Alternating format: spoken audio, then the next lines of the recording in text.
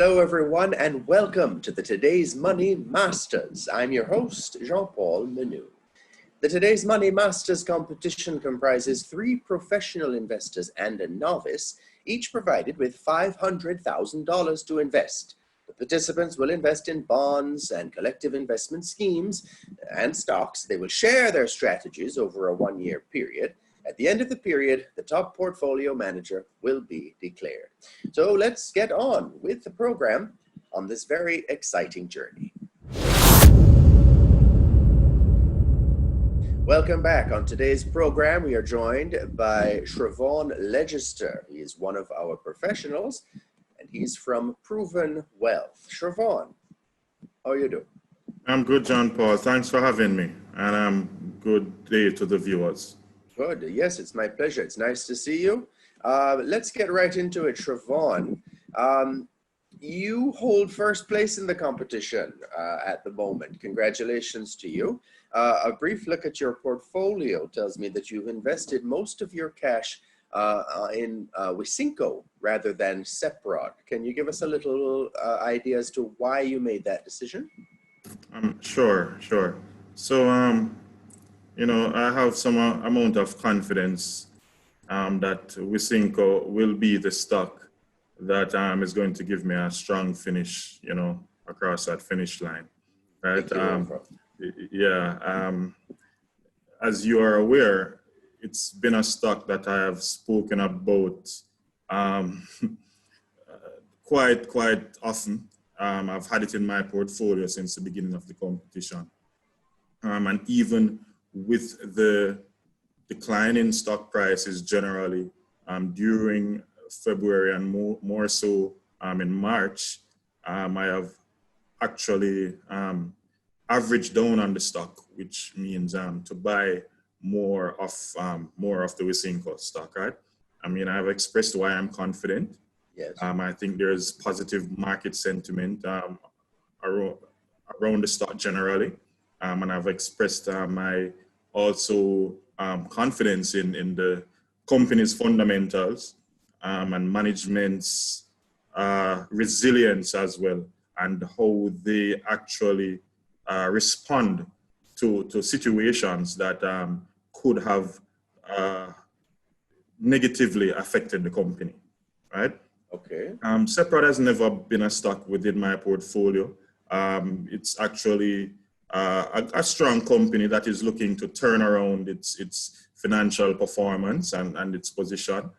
I'll admit that moves by strategies by management in terms of shuttering the sugar operations, which has been a major drawback for the company, has done well for the company, and also expanding the product line as well has been a plus for the company. Sure. The truth is that it could be said that the negative impact or the adverse impact of COVID on our stocks have been priced in, right? So it could be that even though we haven't seen the financial performance coming up, it could be that investors have already priced in that negative impact.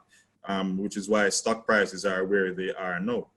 I think Seprod already has recovered in excess of about 30% in terms of its value that it lost during February to March. Okay.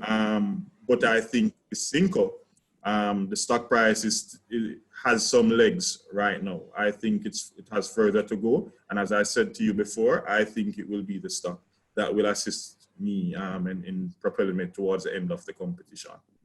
Okay. And really, that is why I'd rather hold Wisynco than Seprod currently. Right. Okay. Because in previous conversations, I believe with Timar, you had both compared the two companies as companies that people with products that people are going to want coming out of this, especially during and of course coming out of this COVID period. Hopefully, we're coming out of the COVID period. I agree.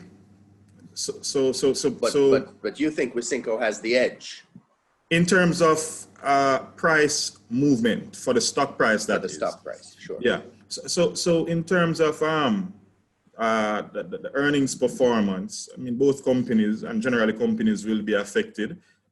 I think CEPROD will fare better than most companies, as you just mentioned, that Timar and I have discussed, and Timar has discussed in even the last program, the nature of the goods that the company supplies, right? Consumer staples. So consumers will generally need those goods, you know, no matter the downturn in the economy, right? You know, so those goods are less sensitive to economic cycles, right? But as I said, in terms of stock performance, I think CEPROD has recovered most of the depreciation in the stock price that occurred initially, but Wisynco has some way to go. Yeah. So for CEPROD, I mean, the goods that it supplies are goods that people need. And as I said before, the company is turning the corner in terms of financial performance, you know, addressing loss-making segments.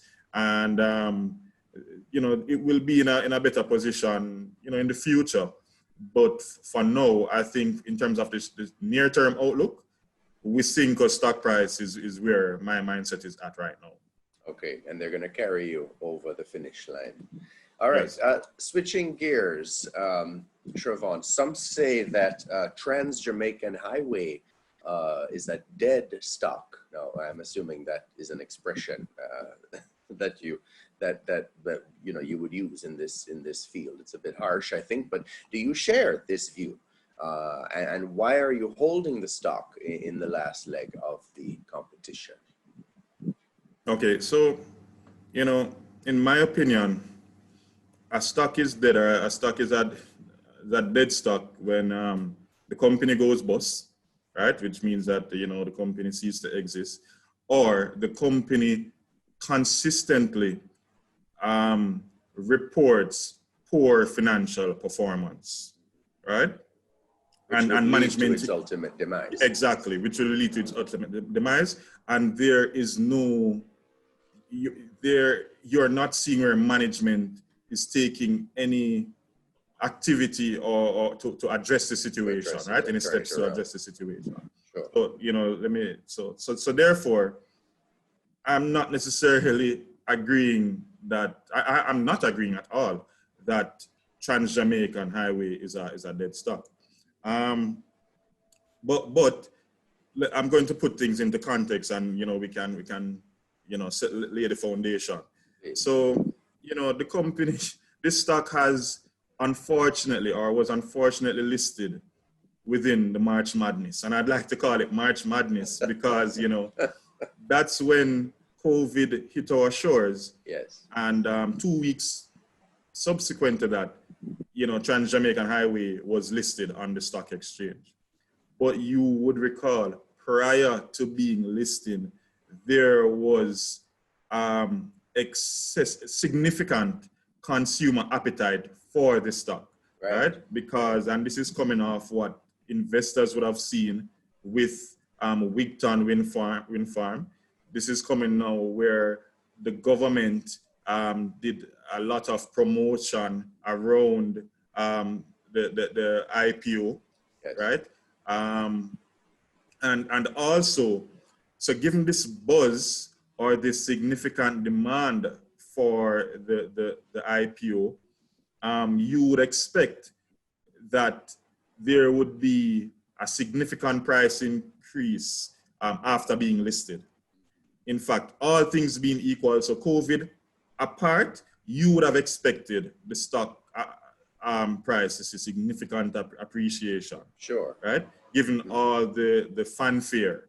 And also, I mean, the fundamentals of the company look pretty strong. So outside of all the fanfare, brokers, investment research analysts, you would recall, had an average of about a 20% expected increase in the stock price above the IPO price, right? Right.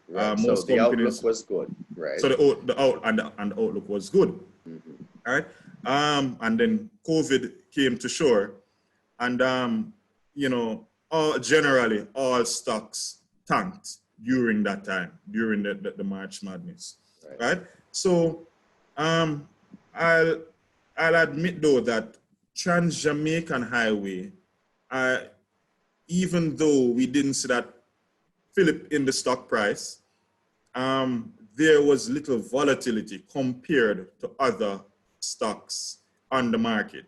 Okay. And because I've been holding this stock, my portfolio wasn't as significantly affected as other competitors.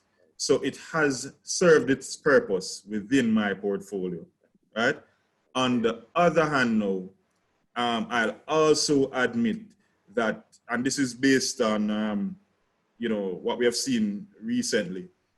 If a stock lists on the stock exchange locally, and you have not seen that significant uptick within the short term or right after listing, or if it falls below the IPO price, it's highly unlikely that within the near term, you're going to see that stock rally after a while. Sure, yeah. Sure.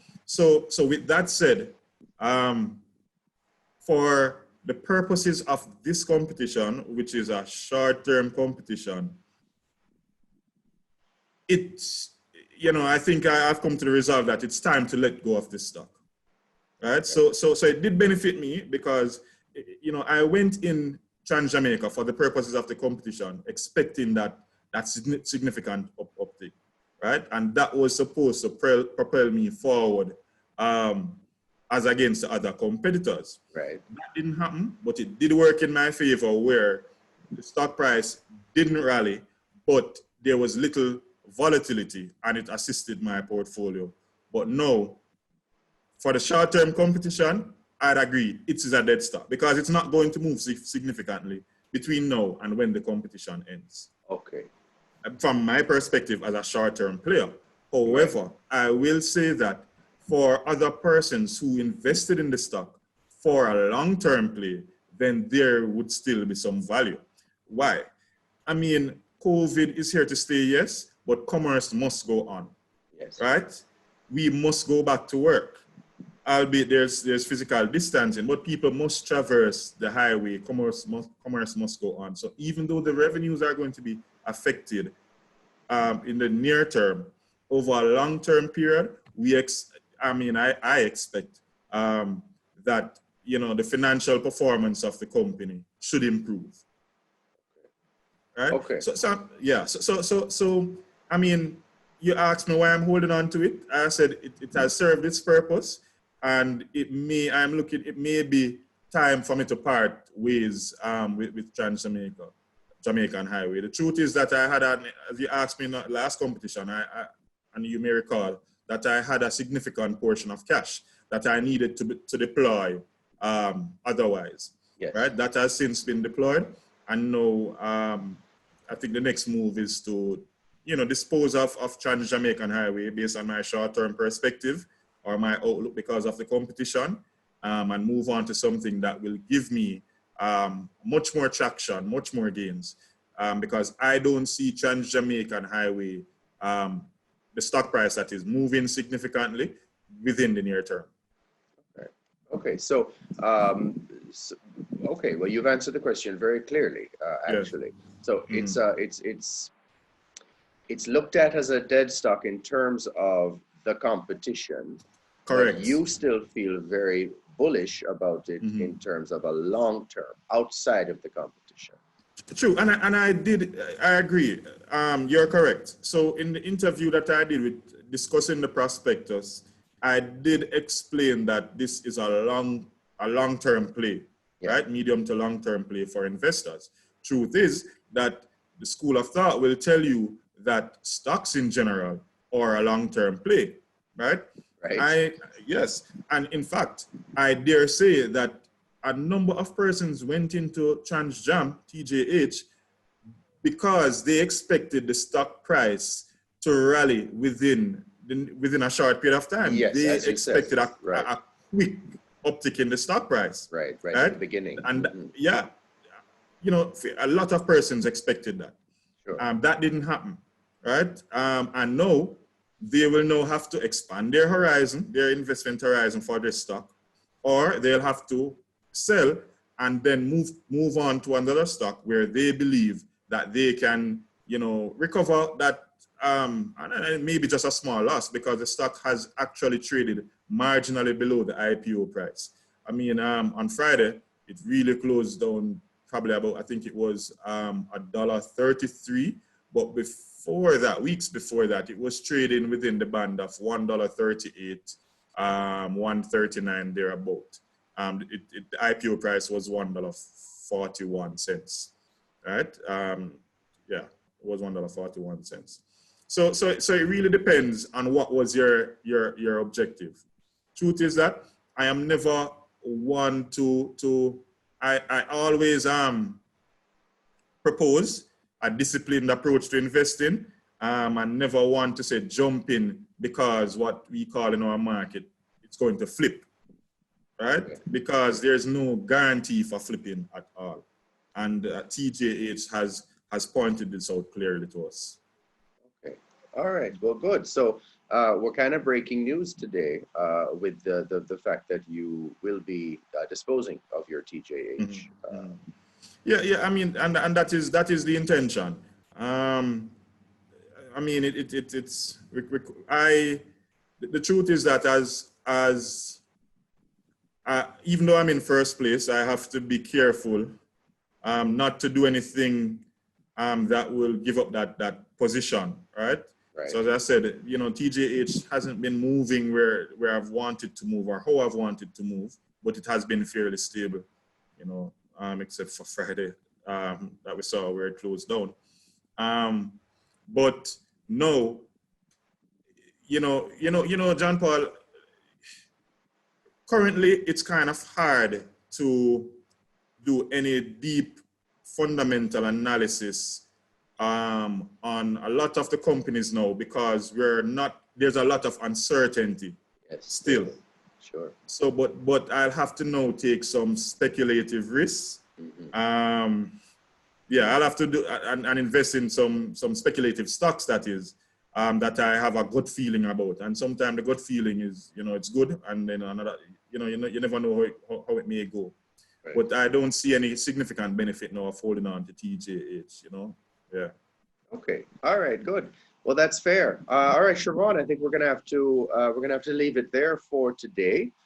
Thanks so much for taking the time to speak with us as we're winding down the competition in the coming weeks or so. Take care. All right. Nice to see you. Sure. Thank you. All the best to you. All right. Thank you. That was Chrevaughn Legister giving us his financial thoughts this week. And join us next week, the same time, for another exciting episode of the Masters Competition. Follow the pros and the one novice each week on the Masters Competition. Listen and analyze the strategies with the Masters on Radio Jamaica, Thursdays at 8:45 a.m. as they challenge each other to stay ahead. The Masters Competition is a product of Today's Money Incorporated, brought to you in partnership with NCB Capital Markets Limited, Money Masters Limited, Credit Union Fund Management Company Limited, and Proven Wealth. I'm Jean-Paul Manu. The Masters is another fine product from Today's Money Limited.